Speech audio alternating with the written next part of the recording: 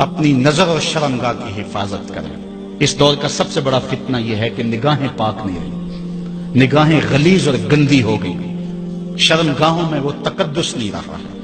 حضور علیہ السلام نے ارشاد فرمایا، من زنا زنیا بہی ولو بہی تانے دارے ہی، جس شخص نے زنا کیا یہ عمل اس کے گھر بھی لوٹے گا، اگرچہ اونچی اونچی دیواریں کیوں نہیں کر دیتا۔ یہ مکافات عمل ہے۔ گندم از گندم بروئے جو ز جو، از مکافات عمل غافل مشو۔ گندم بو گے تو گندم کاٹو گے، جو بو گے تو جو کاٹو گے۔ نظر کو تقدس دو، نظر کو پاکیزگی دو۔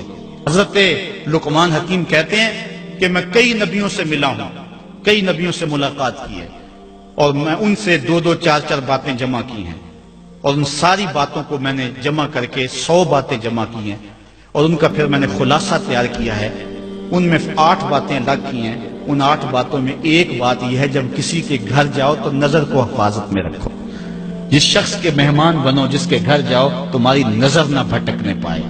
نظر اگر غیر محرم کو شہوت سے دیکھتی ہے، حدیث میں آتا ہے کل قیامت کے دن جہنم کی آگ سے بھر دی جائے گی، وہ سخت رسوا ہوگا۔ آج میڈیا کی آوارگی اور انٹرنیٹ پہ جو کچھ ہو رہا ہے، ٹیلی ویژن اور سینما جو بدتمیزی پھیلا رہے ہیں، اور موبائل پیکج جس طرح بے حیائی کو فروغ ہو رہا ہے، ہم اس کے خلاف پوری قوت کے ساتھ بند باندھیں۔ اپنی اولادوں کے ہاتھوں سے ناول چھین لو، ان کے ہاتھوں سے جو ہے وہ فلمیں چھین لو، ان کی خلوتوں پہ نظر رکھو اور ان کی حفاظت کرو۔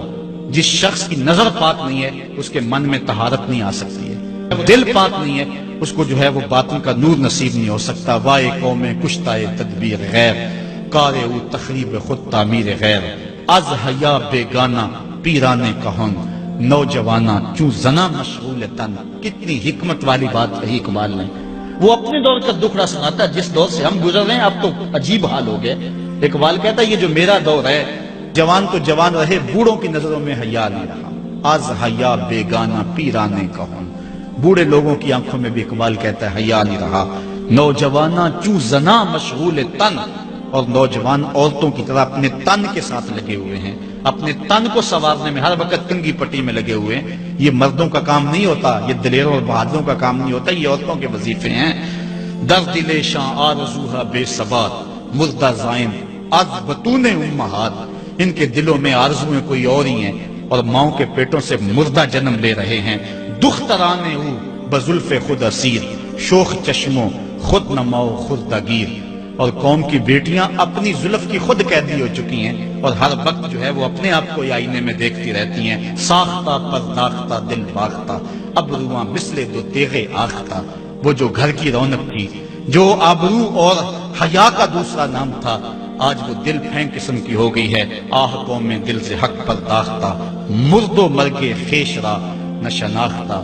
اقبال کہتا ہے ہائے قوم کہ جو مر گئی اور اسے ابھی تک پتہ ہی نہیں چلا کہ میں مر چکی ہوں اور جینے کا سامان نہیں کرتی۔ حضور نے فرمایا ہر دین کی کوئی پہچان ہوتی ہے، میرے دین کی پہچان حیا ہے، اگر حیا نہیں ہے تو دین ہی نہیں ہے۔